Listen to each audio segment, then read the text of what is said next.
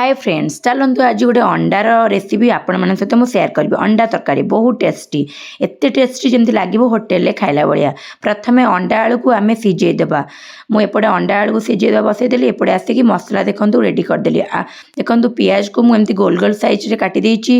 Tomato रसुण अदा गोटे लंका आपको आम बाटिबा। मु बेसी लंका देनी कहीं जेहेतु मो पुओ खाइब बहुत राग हो छोट छुआ खाई पारिबनी से गोटे लंका ही पके जो तरकारी रे मु जमा बाहर लंका गुंड यूज करी तरकारी बहुत बढ़िया कलर भी आसीबो। देखंतु एबे हमर अंडा आलू भी सीझी गलानी। मो सबू एबे काढ़ी दबा आउ एटा शीतल हो गला परे आमे जाके चोपा छड़ेबा अंडारू और आलूरू। काना एते गरम देखंतु को भलिया बांफ बारुची। जदि गरम गरम आमे चोपा छड़ेबा ताले हाथ भी फोटका हो जो। तेणु आमे ताको किछि समय छाड़ीदेबा।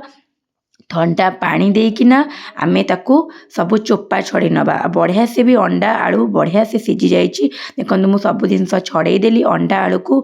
एवं चलतु कड़े बसईकि आमे अंडा तरकारी स्टार्ट करवा। मु कड़े फर्स्ट बसईकिना ऑयल पकईदेली। आईटा मु रिफाइन ऑयल पकईली कहीं सोरिष तेल आज मु नक रिफाइन तेल करुँची। आपण मैंने देखु कंटिन्यू वीडियो देखु जापर मु कौ टाइप करुँचे बहुत टेस्टी।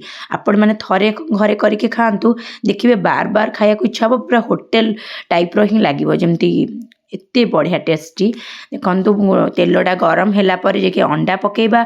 जदि तेल गरम न हेतिबो आमे जदि अंडा पकेदेबा अंडा भी लगी तथापि मोर अंडा लागिगला कहीं जेतुटा रिफाइन तेल करछि टिके मोर अंडा लागिला। बस इटा इग्नोर कना अंडा तरकारीटा भल हवा दरकार अच्छी। मुझे बेसी फ्राए करी कहीं मत हार्ड फ्राए भल लगे नॉर्मल टाइप रो मु भाजी नेली कहीं अधिका भाजीदेले मत लगे टेस्ट लगे। बस आपण मानू जदि बहुत पसंद माने अधिका माने फ्राए करबा आपण सेमती भी करि परिबे। मते किंतु जेमती पसंद मु सेई टाइप रो करूछि कना मते जेमती भल लागे।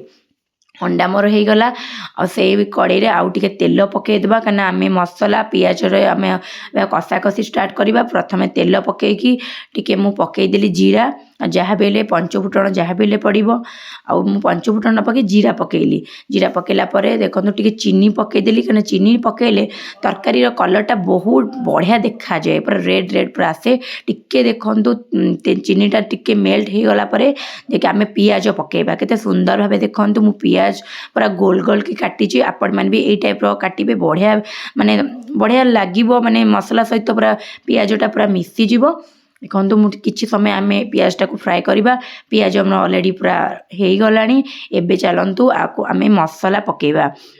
मु जो मसला बाटिकी रखी मसला पकाउची आउ मु मसला रे सब टमाटो बाटी दिए मत भल लगे बाटिकी करने एमती काटिकी मु प्राय करेनी। मु बाटी दिए सब मसला सहित टमाटोटा। देखो आम किसी समय कषा 10 ରୁ 15 मिनट भितर आम कषा मसलाटा। फर्स्ट मु पकईदेली हलदी गुंड आउ लुण पकईली आउ चिकेन मसला कहीं मु फर्स्ट रू कही मो जेहेतु मो पुओ खाइब मत लंका गुंड पकईबार ही नहीं कहीं मु एमती की करी जो तरकारी पूरा रेड आ बहुत टेस्टी भी। आपण मैंने भी एमती तरीका करंतु देखिए केते टेस्टी। मो चिकेन मसला पकईकी आम किसी समय ताको कषा 10 ରୁ 15 बेसी समय कषार नहीं कि कम समय कषिले भी मसला जदि भी न हबो ताले तरकारी जमा भी टेस्ट लागबनी मसलिया लगे झोल गुड़ा। देखो मसला पूरा मोर भल से हो जाइए। मसला तेल छाड़ी आम अंडा आउ आलू पकईकी ताकू 3 मिनट भाया कषा बेसी नुहे 3 मिनट भाया टिके टिके कषिदेवा। कषिदेले सेटा माने भल आउ टिके भल हबो। देखो कषिदेली आ गरम पानी आपण मैंने जिते भी तरकारी कर आइंस तरकारी सब गरम पानी ही देवे। मु गरम पानी करके आगु चूली रखी मुझे गैस रे करुच्ची। एबे देखो मोर अंडा पूरा कषा जो आलू अंडा कषाटा मोर रेडी हो गला। आम देलु गरम पानी जी दरकार आमर माने पानी माने दबार अच्छे आम जी झोल दरकार अच्छी आम से ही पानी मु देदेली। आ किछि समय आपको आम फुटिया छाड़दवा। किसी समय भितर यहाँ पूरा रेडी हो। देखो तरकारी पूरा मोर रेडी इतनी सुंदर तरकारी पूरा बहुत टेस्टी तरकारी। आपण मैंने प्लीज एमती घरे करके खातु और बहुत बढ़िया लगे आपण मानू। शेष में मुझे धनिया पत्र पकईदेली। धनिया पत्र आमर छात उपरे होता आम लगाई धनिया पत्र मटी दिखाई धनिया पत्र लगाई आउ एते बढ़िया देखु लुकटा केते सुंदर दिशुची आ तरकारी भी बहुत टेस्टी थिला।